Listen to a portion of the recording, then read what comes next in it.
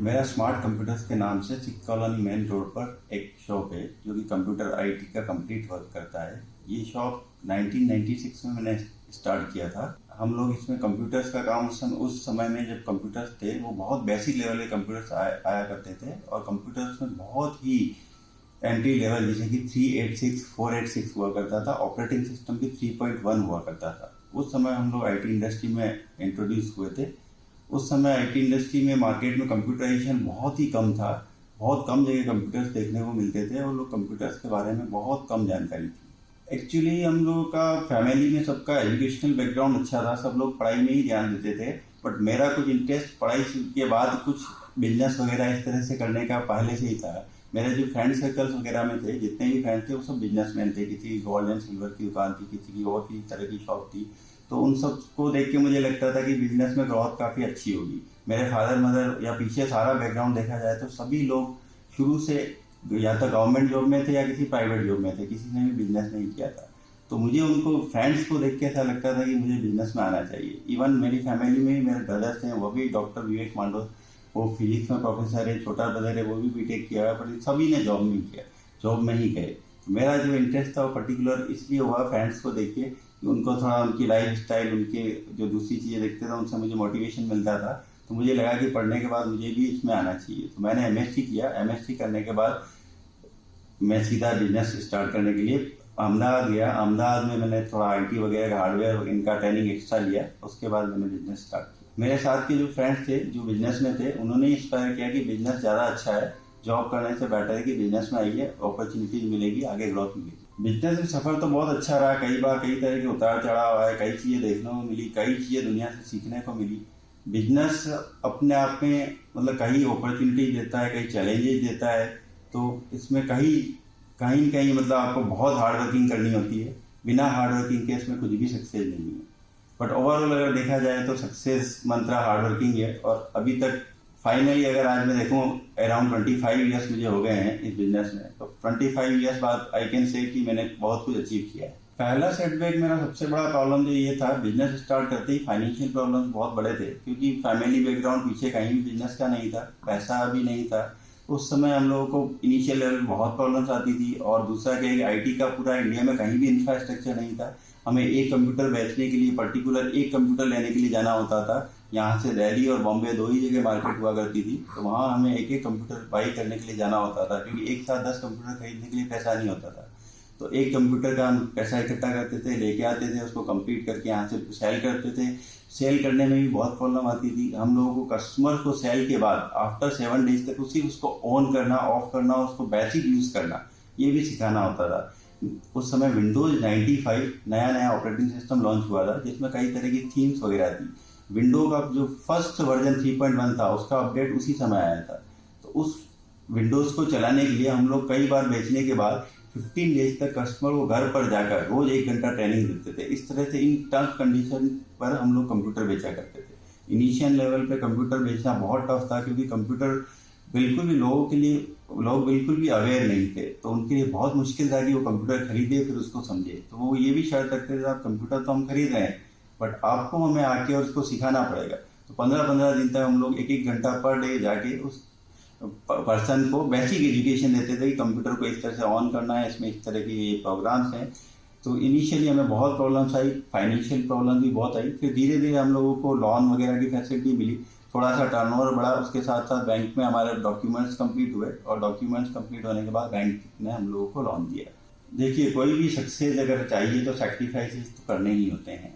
Starting में अगर हम देखा जाए तो हम लोगों ने, बिलीव नहीं करेंगे, मतलब रात को हम लोग 3 और 4 बजे तक हार्डवेयर का काम करते थे। जैसे कोई फेस्टिवल सीजन आया, सपोज जैसे धनतेरस है, तो धनतेरस का हम लोग पहले से प्लानिंग करते थे।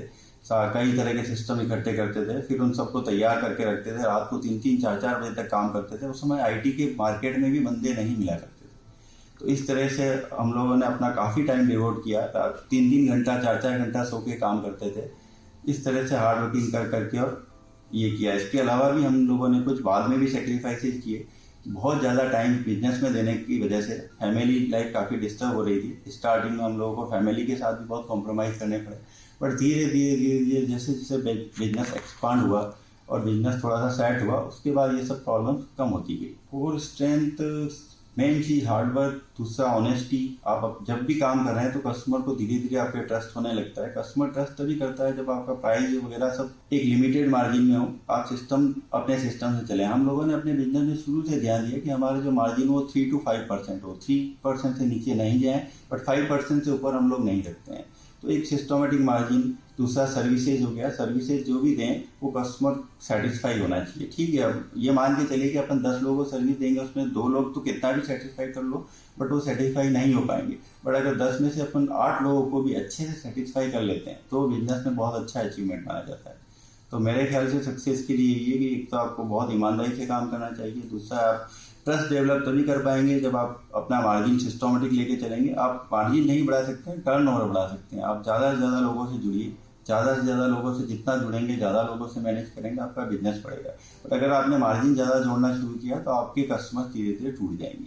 और सर्विसेज पे ध्यान देना इस इंडस्ट्री में बहुत ज़रूरी है, क्योंकि ये इंडस्ट्री मैक्सिमम सर्विस पार्ट पे चलती है। तो सक्सेस के लिए ये सब चीज़ें देखना बहुत ज़रूरी है कि आप हमेशा अपना जो भी काम कर रहे हैं वो ईमानदारी से करें, खुद के प्रति भी ईमानदार रहें, कस्टमर के प्रति भी ईमानदार। हमारे की प्रोडक्ट तो आईटी के सारे प्रोडक्ट हैं। बेसिकली अभी इन दिनों में सबसे ज़्यादा जो मार्केट है वो लैपटॉप्स, डेस्कटॉप का कम हो गया है। डेस्कटॉप की कॉर्पोरेट वगैरह नीड्स होती है, बाकी लैपटॉप्स हैं। आईटी के बाकी सारे प्रोडक्ट हम लोग करते हैं, सॉल्यूशन सभी तरह के प्रोवाइड करते हैं। आईटी हो गया, नेटवर्किंग से रिलेटेड हो गया, होटल मैनेजमेंट से रिलेटेड हो गया, या किसी भी इंडस्ट्रीज वगैरह को जो भी रिक्वायरमेंट होती है आईटी से रिलेटेड, वो सारी चीज़ें हम लोग उनको प्रोवाइड करते हैं। इसके अलावा सर्विसेज भी हम लोग आईटी में सारी देते हैं। किसी का रिपेयरिंग हो गया, लैपटॉप रिपेयरिंग हो गया, डेस्कटॉप रिपेयरिंग हो गया, या और कोई पार्ट्स की रिपेयरिंग है, या ऑन साइट कोई सॉल्यूशंस चाहिए, तो वो सारी चीज़ें हम लोग प्रोवाइड करते हैं। काम के अलावा फन एक्टिविटी सबसे इंपॉर्टेंट चीज़ है अपने आप को फिट रखना। अपने आप को फिट रखने के लिए मेरी अभी एज है 47+।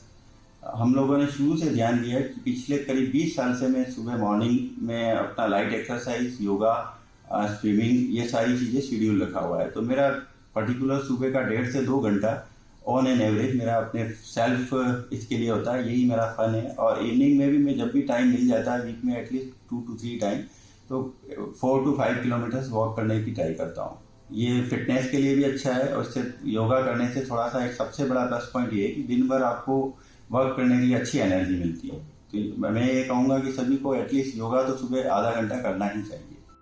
न्यू जनरेशन के एंटरप्रेन्योर, अगर कोई न्यू जनरेशन का पर्सन आईटी हार्डवेयर फील्ड में आना चाहता है तो सबसे पहले तो उसे अच्छा नॉलेज लेना होगा, क्योंकि टेक्नोलॉजी रेगुलर अपडेट हो रही है। अगर आज से पिछले 20 साल में देखा जाए तो हम लोग भी अपने आप को रेगुलर अपडेट कर रहे हैं। अपडेट नहीं करेंगे तो इंडस्ट्री अपने को बाहर कर देगी। तो आपको लेटेस्ट जो नए प्रोडक्ट्स आ रहे हैं उन सब का नॉलेज होना चाहिए, उनकी टेक्निकल डिटेल्स होनी चाहिए, वो कैसे वर्क करते हैं, उनमें क्या एडवांसमेंट आया है, वो सारी चीज़ें आपको नॉलेज रखनी है। तो आप अपने आप को रेगुलर अपडेट रखें, सारे न्यूज़पेपर्स पढ़ें, न्यूज़ से आईटी से रिलेटेड जितनी भी चीज़ें आती है आपको नेट पे मिलती है, तो उनको आप पढ़ते रहें, उनसे अपडेट रहें।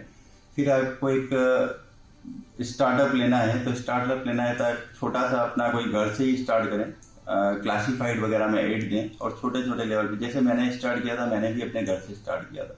क्योंकि कोई भी बंदा आते ही सीधा शॉप नहीं ले सकता है, मार्केट में इतने बड़े बड़े इंफ्रास्ट्रक्चर बना के स्टार्ट नहीं कर सकता है। स्टार्ट करने के लिए आपको एक छोटे लेवल पे स्टार्ट करना होगा। तो आप अपने घर से स्टार्ट करिए, OLX पे ऐड डालिए, क्लासीफाइड में ऐड डालिए, छोटे छोटे ऐड डालिए, जहाँ आपको खर्चा नहीं होता या कम खर्चा होता, वहाँ से आप अपना शुरुआत करिए। लोगों को अच्छी सर्विस दीजिए, ऑन साइड जाके उनको सॉल्यूशन दीजिए। इस तरह से आप धीरे धीरे आप प्रोग्रेस करेंगे। जब आपको एक लगेगा कि हाँ एक सर्टन लेवल पे आ गया हूँ जहाँ मेरा इतना वॉल्यूम है कि मैं रेंट अफोर्ड कर सकता हूँ, तो आप एक ऑफिस लीजिए, शॉप लीजिए। उसके बाद धीरे धीरे जैसे जैसे आपकी इनकम बढ़ती है आप उसको आगे ग्रो करते जाइए। आप लोगों को आईटी से रिलेटेड किसी भी तरह का कोई भी सॉल्यूशन चाहिए, लैपटॉप खरीदना है, डेस्कटॉप खरीदना है, और कोई भी प्रोडक्ट या और कोई सॉल्यूशन, सर्विसेज या कंसल्टेंसी भी चाहिए, तो आप मुझसे कांटेक्ट कर सकते हैं। मेरी शॉप है 54 Sikh colony, main road, near कुम्हारों का भट्टा गुरुद्वारा, और मेरा कांटेक्ट नंबर है 9785953949। तो आप कभी भी मुझे कांटेक्ट कर सकते हैं। 8 to 10 मॉर्निंग 10 to 8 मेरा शॉप का टाइमिंग है, तो आप जब भी चाहें मुझे कांटेक्ट कर सकते हैं।